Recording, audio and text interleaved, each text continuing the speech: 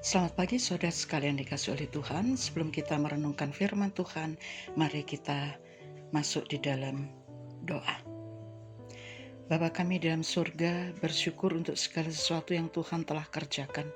Pada pagi hari ini kami akan merenungkan kebenaran firman Tuhan. Urapi setiap kami yang mendengarkan maupun yang menyampaikan firman, supaya kami terus-menerus bertumbuh di dalam pengenalan akan Tuhan dan melakukan kebenaran itu dalam hidup kami hari lepas hari. Terima kasih Bapa, di dalam nama Tuhan Yesus Kristus kami sudah berdoa dan mengucapkan syukur. Amin. Firman Tuhan pada pagi hari ini diambil dari 2 Korintus pasal yang ke-8, ayat yang pertama sampai dengan ayat yang ke-5. 2 Korintus 8, ayat yang pertama sampai dengan ayat yang ke-5. Demikian bunyi firman Tuhan. Saudara-saudara, kami hendak memberitakan kepada kamu tentang kasih karunia yang dianugerahkan kepada jemaat-jemaat di Makedonia. Selagi dicobai dengan berat dalam berbagai penderitaan, sukacita mereka meluap, dan meskipun mereka sangat miskin, namun mereka kaya dalam kemurahan. Aku bersaksi bahwa mereka telah memberikan menurut kemampuan mereka, bahkan melampaui kemampuan mereka. Dengan kerelaan sendiri mereka meminta dan mendesak kepada kami supaya mereka juga beroleh kasih karunia untuk mengambil bagian dalam pelayanan kepada orang-orang kudus. Mereka memberikan lebih banyak daripada yang kami harapkan. Mereka memberikan diri mereka pertama-tama kepada Allah, kemudian karena kehendak Allah juga kepada kami. Saudara-saudara, kami hendak memberitahukan kepada kamu tentang kasih karunia yang dianugerahkan pada jemaat-jemaat di Makedonia. Selagi dicobai dengan berat dalam berbagai penderitaan, tetapi sukacita mereka meluap dan mereka pun sangat miskin, namun mereka kaya dalam kemurahan. Saudara, jemaat Korintus adalah jemaat yang kaya dalam berbagai karunia dari Allah. Tetapi jemaat ini menjadi sombong dan meragukan kerasulan Rasul Paulus serta menghina Paulus. Dalam 2 Korintus ini, Paulus menjelaskan bagaimana ia dipanggil Allah menjadi rasul dan memberitakan Injil, dan jemaat Korintus adalah hasil dari pemberitaan tersebut. Di sini Paulus menjelaskan dan memakai jemaat Makedonia sebagai contoh agar mereka tahu bagaimana melayani Tuhan. Bukan dengan kesombongan, tetapi dengan kasih dan rendah hati, serta memberikan hidup mereka kepada Tuhan secara otomatis. Saudara, apa itu memberi melampaui kemampuan? Memberi melampaui kemampuan mempunyai arti adalah memberi sesuatu tanpa imbalan yang didasari dari hati yang tulus ikhlas. Nah, bagaimana cara kita memberi melampaui kemampuan? Saudara, kita sering mendengar, mari kita mempersembahkan pada Tuhan, dan kita sering kali berkata, bagaimana kita memberi kepada Tuhan lebih daripada apa yang kita miliki? Sedangkan untuk kebutuhan kita sehari-hari saja tidak cukup. Ada juga yang mengatakan kepada seorang jemaat Tuhan, Dek, ini saya memberi untuk kebutuhanmu. Dan memang orang ini tidak seperti orang-orang yang lain. Ia tidak menikah dan pekerjaan pun sangat sederhana, mencari kangkung dan kemudian dijual di pasar untuk memenuhi kebutuhan sehari-hari. Ketika ia menerima uang atau barang apapun dari orang lain, ia tidak lupa untuk membagikan itu kepada orang lain juga. Satu kali, orang yang memberikan kepadanya itu melihat bahwa orang ini membagi-bagi kepada orang lain. Orang ini berkata kepada orang tersebut, Dek, wong miskin aja loh, kok memberi? Untuk kebutuhan sendiri saja diberi orang lain. Kenapa kamu memberi orang lain? Untuk dirimu saja. Saudara, karena orang ini tahu bagaimana memberi kepada sesama. Dia ingat bagaimana firman Tuhan berkata, lebih berbahagia memberi daripada menerima. Bukan itu saja, bahwa ia telah merasakan bagaimana kebaikan Tuhan dalam hidupnya. Ia hanya seorang wanita yang sederhana, dengan pendidikan yang sangat rendah, namun bukan bodoh. Karena tidak terpelajar bukan berarti bodoh. Tetapi kasih yang ia rasakan dari Allah melalui pengorbanan Tuhan Yesus kepada dirinya tidak sebanding dengan apa yang dia lakukan terhadap orang lain. Karena itu, orang ini selalu mencari kesempatan dalam kehidupannya untuk melayani dengan apa yang ia miliki. Ia menceritakan kasih Yesus yang ia alami di pasar kepada teman-temannya. Ia juga ikut dalam kebaktian doa dengan rajin, sekalipun pekerjaannya mencari kangkung dan menjualnya di pasar. Bahkan kadang-kadang ia juga memberi separuh dari hasil pekerjaannya kepada orang yang membutuhkan. Saudara, mengapa ibu ini bisa memberi dengan lebih dari apa yang ia miliki? Karena dia telah merasakan kasih Kristus yang sangat luar biasa. Kita juga dapat melihat dan sering mendengar khotbah tentang janda miskin yang memberi persembahan kepada Tuhan dengan 2 peser, yaitu seluruh miliknya. Sedang sebentar lagi dia tidak tahu apakah ia bisa makan atau tidak. Semua itu dilakukan oleh orang-orang yang telah merasakan kasih dan pengorbanan serta kebaikan Allah dalam hidup mereka, sehingga mereka memberi lebih daripada apa yang mereka miliki. Dan itu bukan hal yang memberatkan, bahkan sesuatu yang sangat menggembirakan, karena mereka boleh terlibat dalam pelayanan Tuhan. Sekalipun itu sangat kecil nilainya secara kasat mata, namun di hadapan Allah itu tak ternilai harganya. Karena pelayanan tidak dilihat dari jumlah nominal, namun dilihat dari ketulusan hati untuk melayani Tuhan dan memberikan kepada Tuhan. Saudara, sesungguhnya mempersembahkan uang atau harta milik kita kepada Allah adalah sesuatu yang luar biasa dan hak istimewa bagi orang yang percaya kepada Yesus Kristus. Mari kita belajar dari jemaat Makedonia yang mempersembahkan harta mereka untuk pelayanan melebihi dari yang mereka miliki. Apa yang menyebabkan mereka memberi lebih? Apa mereka salah atau tidak waras? Atau mencari sensasi? Tidak. Mari kita belajar. Yang pertama, orang Makedonia mengambil kesempatan untuk membuktikan kasih mereka kepada Allah. Itu ayat yang pertama sampai dengan ayat yang keempat. Karena yang menggerakkan untuk memberi adalah Allah sendiri. Saudara, yang menarik di sini adalah dalam persembahan adalah bukan masalah uang atau jumlah harta yang dipersembahkan, tetapi masalah hati. Jemaat Makedonia telah menerima kasih karunia dari Allah, dan kasih itulah yang menggerakkan hati jemaat untuk melakukan sesuatu untuk Tuhan. Dan dalam hal ini mereka tergerak dan terpanggil untuk melayani melalui persembahan bagi pelayanan Tuhan. Khususnya mereka mengumpulkan uang untuk membantu orang-orang kudus yang ada di Yerusalem. Orang-orang yang telah menerima kasih karunia Allah, ada kegahirahan di dalam diri mereka, dalam hidup mereka untuk melayani. Ada dorongan kasih yang luar biasa dalam dirinya, karena ada kasih yang luar biasa pula yang membakar hati mereka. Sehingga mereka dengan berkobar-kobar ingin melayani Tuhan melalui persembahan. Mereka memberi dengan segenap hati, jiwa kepada Allah, sehingga mereka tidak lagi menghitung itu berapa yang harus ia berikan. Tetapi hati mereka dengan sukacita mempersembahkan, seperti wanita yang mempersembahkan 2 peser dalam bait Allah. Karena kasih dan hati yang tulus kepada Allah, dia rela mempersembahkan tidak hitung-hitungan. Janda miskin ini memberi dari kekurangannya, bukan dari kelebihannya.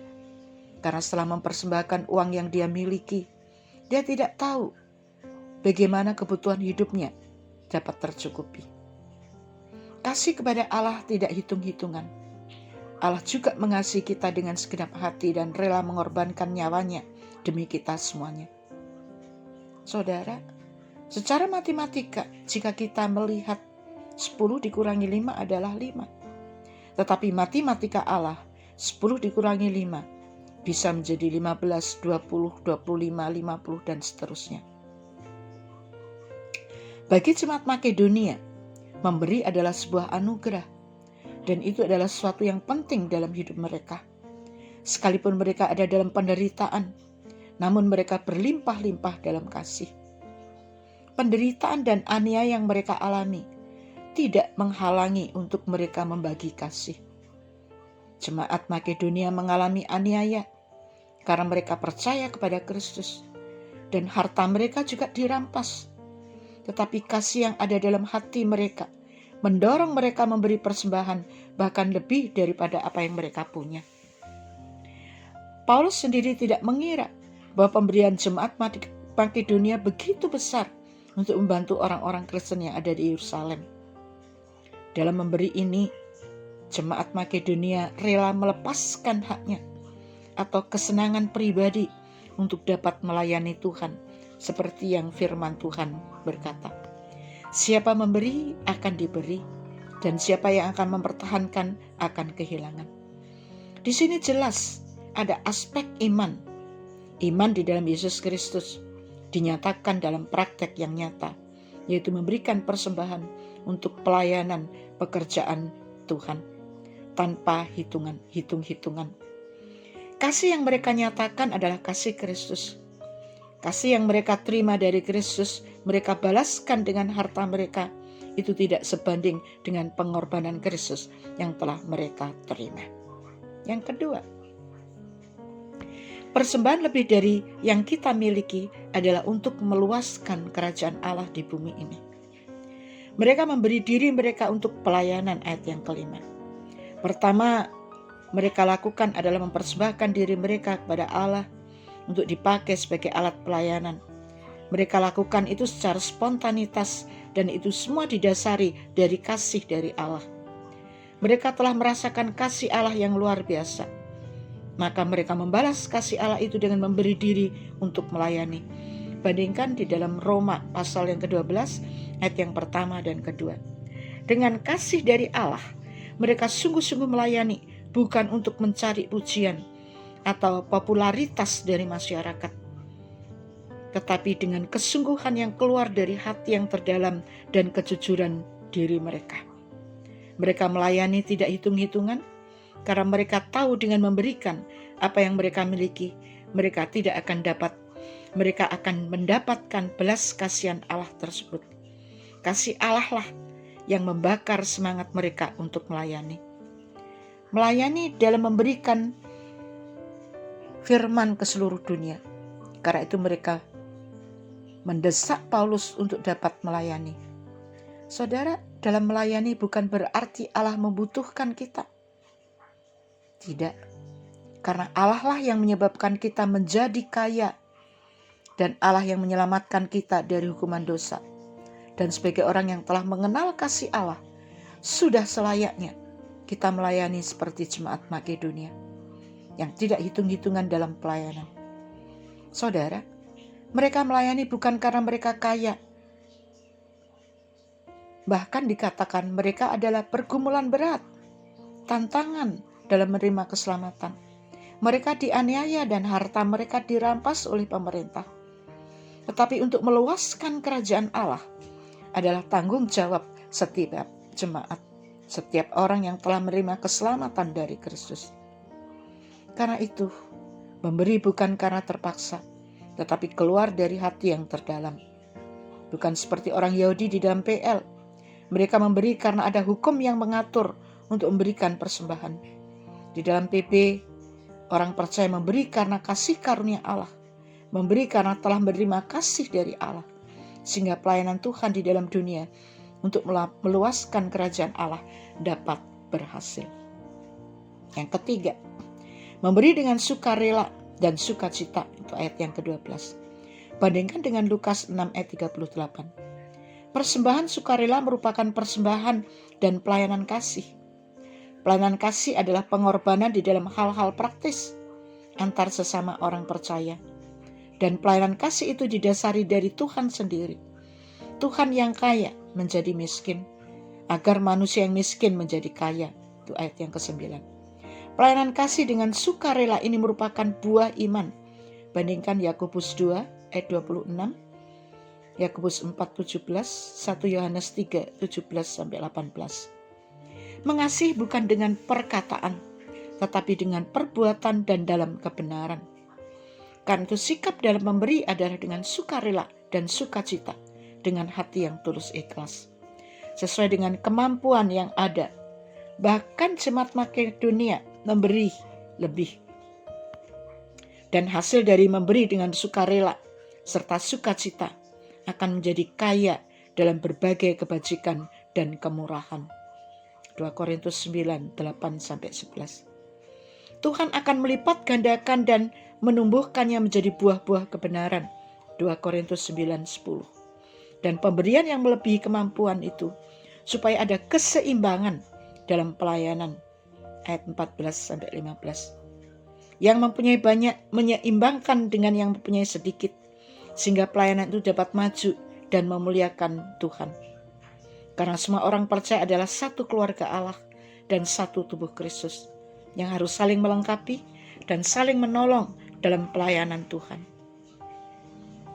Contohnya, pada satu hari saya membaca kesaksian, ada seorang hakim dan seorang bisnismen yang melakukan perjalanan ke Korea, dan sampai di suatu tempat pedesaan dan persawahan mereka melihat 2 orang laki-laki sedang membajak sawah, dan bukan lembu yang membajak, tetapi kedua orang tersebut yang menarik garu, yaitu alat membajak. Anaknya yang menarik dan ayahnya yang mengatur agar seluruh tanah dapat digali dan dapat ditanami dengan baik. Dan hakim itu melihat dan berkata, tentunya mereka sangat miskin karena membajak sawah dengan dirinya sendiri, bukan binatang atau lembu yang menariknya. Ia berkata kepada misionari yang menjadi guide-nya. Misionari ini menjawab dengan tenang, itu adalah keluarga Ciboi. Ketika gereja dibangun, mereka ingin memberi uang, tetapi mereka tidak mempunyai apa-apa untuk diberikan. Mereka hanya mempunyai lembu jantan satu-satunya untuk mengerjakan sawah, tetapi mereka menjual itu dan memberikannya untuk membangun gereja. Karena itulah mereka mengerjakan sawah dengan diri mereka sendiri. Hakim dan bisnismen itu terdiam mendengar peristiwa tersebut. Dan bisnismen itu berkata, itu adalah pengorbanan yang nyata. Ketika mereka sampai di rumah dan hakim yang kaya tersebut berkata dan berjanji untuk memberikan gereja 2 kali lipat dan memberikan bajak sekarang untuk bekerja. Saya tidak pernah memberikan sesuatu untuk gereja saya, padahal saya memiliki segala sesuatu. Saudara, memberi persembahan tidak menunggu kita memiliki segala sesuatu baru memberi, tetapi memberi apa yang dapat kita beri dan apa yang dapat kita lakukan untuk pekerjaan dan pelayanan Tuhan. Memberi itu adalah kewajiban sebagai anak-anak Tuhan. Keempat, memberi melebihi kemampuan adalah sebagai ucapan syukur kepada Allah, seperti yang dilakukan oleh jemaat Makedonia. Saudara, dalam satu hal kita telah mengalami, menerima begitu banyak kebaikan Tuhan, pertolongan Tuhan, pimpinan Tuhan, dan berkat Tuhan yang tidak dapat kita hitung dengan jari kita. Tuhan telah melakukan banyak kepada kita. Saudara, Tuhan dalam mempersembahkan bukan hanya bersifat materi. Berapa banyak yang kita berikan. Tuhan telah memberikan dirinya, hidupnya untuk kita. Tetapi kalau kita memberi bukan hanya persembahan, tapi juga harus seluruh hidup kita. Mengambil bagian dalam pelayanan yang dapat kita lakukan untuk gereja kita. Nilai kehidupan kita di hadapan Tuhan adalah sangat luar biasa. Karena Tuhan telah menyerahkan nyawanya bagi kita. Saudara, kesaksian lagi, yaitu seorang yang miskin yang tinggal di tempat kumuh, yaitu Lailes, datang ke tempat kumuh dan melihat laki-laki tua yang miskin yang makan dengan irisan buncis dan ikan asin yang sangat sedikit. Tetapi laki-laki miskin itu di tempat kumuh itu berdoa dengan ucapan syukur yang luar biasa. Dia mengucap syukur, menikmati makanannya seperti makanan raja-raja. Laki-laki ini bersyukur atas kasih dan pemeliharaan Tuhan yang luar biasa. Saudara, bagaimana dengan kita? Apa yang dapat kita berikan pada Allah dengan ucapan syukur kepada Dia? Mari kita belajar dari petani Korea dan anaknya yang memberi melampaui kemampuan. Itu bukan karena Allah kekurangan, tetapi itu sebagai suatu ucapan syukur kepada Allah.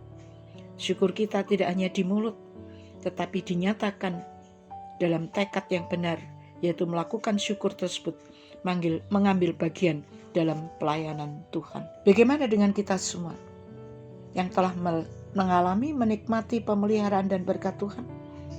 Apakah kita sudah memberikan kemampuan kita, melebihi kemampuan kita? Atau standar PL 10%? Atau mempersembahkan dengan segenap hati seluruh hidup kita? Karena kita telah melayani, telah menerima kasih Allah yang luar biasa. Saudara, kita tidak tahu apa yang akan terjadi. Karena itu, masalah kita mempunyai kesempatan untuk melayani Tuhan. Apa kita punya atau tidak punya, tetapi mari kita mengambil kesempatan untuk melayani dengan memberi melampaui kemampuan. Karena Allah menolong kita dan memberkati kita. Seperti jemaat Makedonia, mereka mengambil kesempatan untuk dapat melayani Tuhan. Karena mereka telah menerima kasih karunia Allah yang luar biasa. Mereka memberi agar dapat meluaskan kerajaan Allah di muka bumi. Mereka memberi bukan karena Allah membutuhkan, tetapi memberi adalah karena sukacita, sukarela dengan segenap hati. Mereka memberi sebagai satu ungkapan syukur kepada Allah. Mari kita belajar melayani, memberi untuk pelayanan Tuhan yang ada di depan kita melalui kemampuan kita. Tuhan akan memampukan kita untuk melaksanakan pelayanan tersebut dengan baik. Kiranya Tuhan memberkati. Amin firman Tuhan. Mari kita berdoa. Bersyukur Tuhan untuk firman-Mu.